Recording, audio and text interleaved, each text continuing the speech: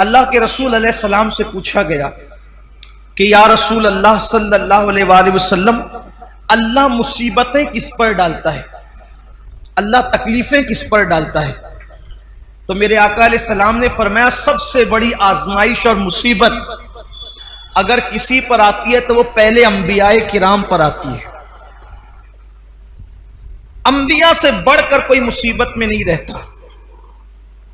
ہم لوگ کسی پر مصیبت دیکھتے ہیں تو بولتے او یہ تو اس کو کیے کہ سزا مل رہی۔ اگر کسی کو کوڑ ہو جائے،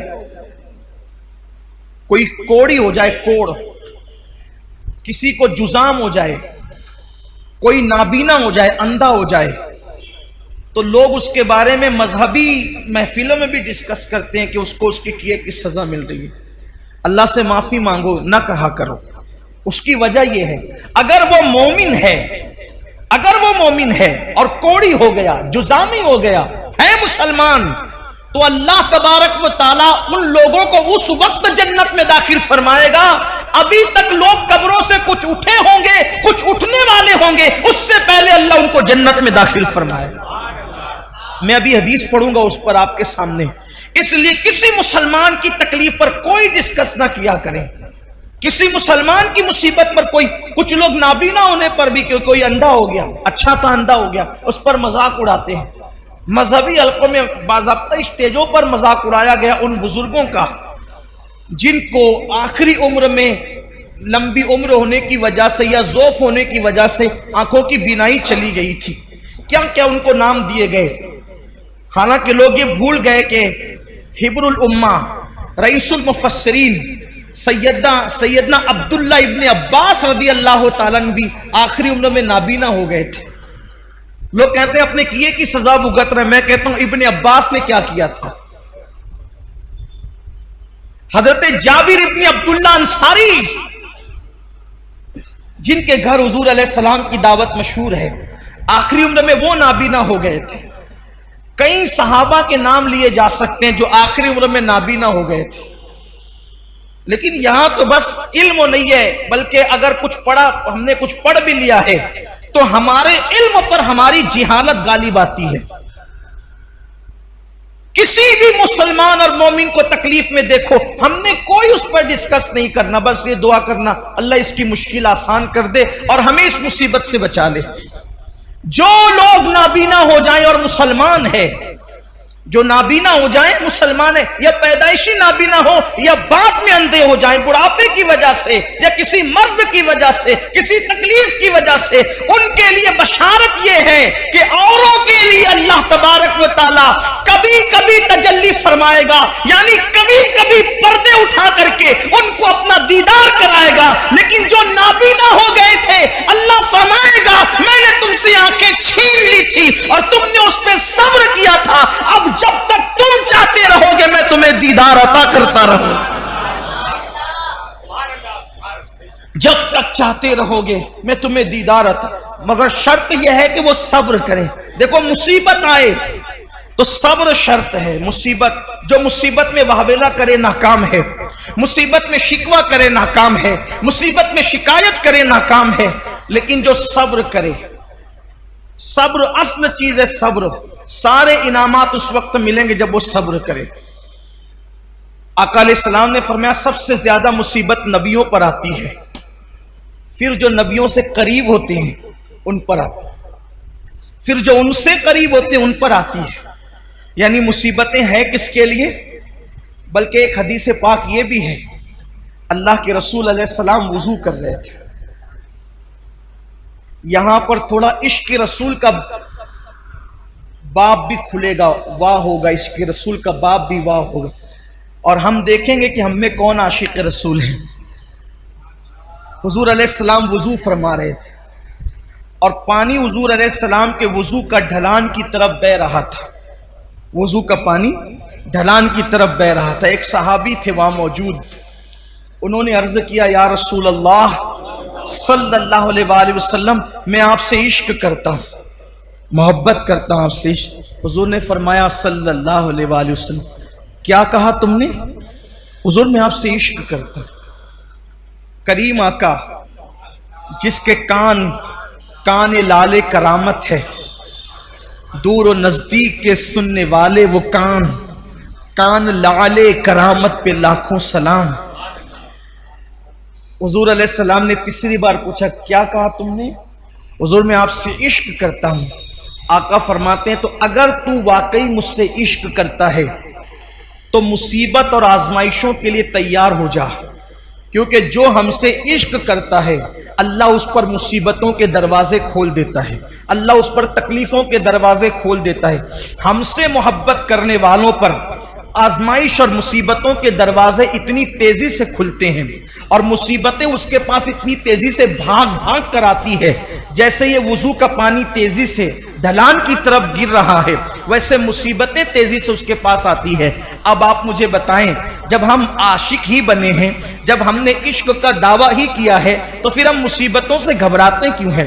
ہم بلاؤں سے گھبراتے کیوں ہیں؟ اس لیے کہ مصیبتیں تو عاشقوں کے لیے ہے، مصیبتیں تو محبوب سے محبت کرنے والوں کے لیے۔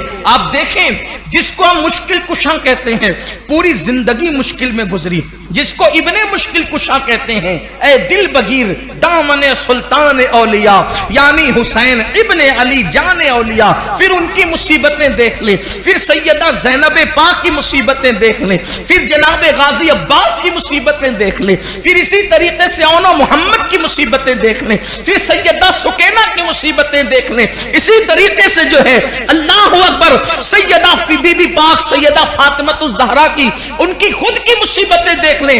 ہمارے بزرگوں نے فرمایا 40 راتیں کسی پر ایسے گزر جائے، 40 راتیں کسی پر ایسے گزر جائے کہ اس پر کوئی مصیبت نہ آئے، وہ اپنے ایمان کی خیر منائے، وہ اپنے ایمان کا احتساب کرے 40 دن کے اندر۔ اب اس کو امام اہل سنت نے بہت خوبصورت انداز سے مزین کیا، فرمایا 40 راتوں میں تینوں میں سے کوئی ایک آنا چاہیے، علت، عین سے علت، قاف سے قلت، وال سے ذلت، علت، قلت، ذلت، 40 راتوں میں سے ایک مقام ایسا آنا چاہیے کوئی ایک رات میں، علت، یا تو بیمار پڑ جائے، سر دردی ہو یا بخار آ جائے،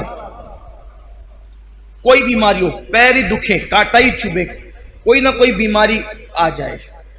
اگر بیماری نہ آئے، قلت، پیسے ختم ہو جائے، 40 راتوں میں کبھی کوئی ڈبہ بھی بچ جائے، ہم بھی خالی ہو گئے تو مشکل بھی آئے کہ یار کچھ لانا بھی ہے، جیب بھی خالی ہے، ذلت، کوئی ذلیل کرے۔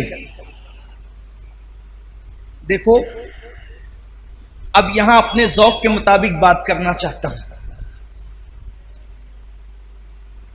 کوئی عاشق ہو اور ذلیل نہ ہو، مجھے اس کے عشق میں شک ہے۔ کیوں؟ اس لیے کہ دیوانہ ہی تو ذلیل ہوتا ہے، دیوانہ ہی ذلیل ہوتا ہے، فرزانے تھوڑی ذلیل ہوتے ہیں۔ فرزانہ تو کپڑے سنبھال کے چلتا ہے، اس کی استری فرزانے کی سمجھانے کے لیے کہہ رہا ہوں، اس کی اتنی ٹائٹ رہتی استری کہ وہ جو استری نے استری کی ہے تو اس کے فن کو بھی لوگ حیرت سے دیکھتے ہیں۔ وہ بیٹھتا اتنے ادب کے ساتھ ہے کہ اس کی ادائیں قابل تعریف ہوتی ہے، فرزانہ کھاتا اتنے نزاکت کے ساتھ ہے کہ اس کا کھانے پر بھی ڈسکس ہوتی ہے کہ کیا ادب کا انداز ہے، لیکن ذلیل کس نے ہونا ہے؟ دیوانے نے۔ اس کے تو بال ایسے، اس کا تو لباس ایسا، اس کا تو گفتگو کا سمجھانے کے لیے کر دیوانہ، یہ دنیا کا دیوانہ ہے جو ذلیل ہوتا ہے۔ ارے جو دنیا کی محبت میں دیوانہ ہوا جب وہ ذلیل ہوتا ہے تو جو سب سے بڑے محبوب اعظم، محبوب رب اکبر، سارے انبیاء کے خداؤں کا، سارے انبیاء کا خدا، معاف کیجئے خداؤں، سارے انبیاء کا خدا، سارے نبیوں کا خدا، سارے رسولوں کا خدا جس سے پیار کرے وہ محمد الرسول اللہ ہے۔ اب کوئی ان سے پیار کرے، کوئی ان سے عشق کرے، تو پھر آپ مجھے بتائیں وہ ذلیل نہ ہو، وہ رسوا نہ ہو، تو پھر وہ عاشق کیسا، پھر وہ محب کیسا؟ اسے تو ذلیل ہونا ہی ہے۔ تو علت بیمار پڑنا 40 راتوں میں، قلت پیسے کی کوئی تنگی آ جائے، ذلت، تینوں میں سے کوئی ایک چیز آ جائے، اور اگر تینوں آ جائے تو سونے پر سہاگا ہے۔ میں یہاں پہنچ کر تو یہ ضرور کہتا ہوں کہ 40 راتیں نہیں، بلکہ شکر کے طور پہ کہتا ہوں کہ 10 سے 11ویں رات نہیں آتی، 2 چیزوں سے تو سابقہ پڑتا ہی رہتا ہے۔ علت بھی ہو جاتی ہے، علت بھی ہو جاتی ہے، اور عالمی پیمانے پر فیس بک اور یوٹیوب پر اور واٹس ایپ پر کچھ ذلت بھی ہو جاتی ہے۔ تو دل کو اطمینان ہوتا ہے کہ ابھی ایمان کا طوطا اڑا نہیں ہے، ابھی ایمان کا طوطا اڑا نہیں ہے۔ اور رہی بات ذلت کی، تو حضور تاج الشریعہ نے بہت اچھا شعر کہا تھا، اگر محبوب کے لیے ذلیل ہونا پڑے تو پھر یہ ذلت نہیں ہے بلکہ یہ بھی عزت ہے۔ وہ کہتے تیری خاطر ذلیل ہونا ہے میری عزت۔ میں اس کو جوڑ کر کے اس لیے پڑھ رہا ہوں تاکہ اس کا مفہوم سمجھ میں ہے۔ تیری خاطر ذلیل ہونا ہے میری عزت، تیری خاطر ذلیل ہونا ہے کیا ہے؟ آپ کے لیے ذلیل ہونا میرے لیے کیا ہے؟ عزت ہے۔ تیری خاطر ذلیل ہونا ہے میری عزت، میرے وقار سلام۔ تیری خاطر ذلیل ہونا ہے میری عزت، میرے وقار سلام۔ تو حضور کے لیے ذلیل ہونا کوئی ذلت نہیں ہے بلکہ یہ تو بڑی عزت ہے۔ تو 40 دن کے اندر ایسی مشکل آنی چاہیے۔ پھر بیماریوں کا باب الگ ہے، تو یاد رکھیے کہ مصیبتیں آنی چاہیے لیکن مانگے نہیں، اور آئے تو اس پر صبر کرے۔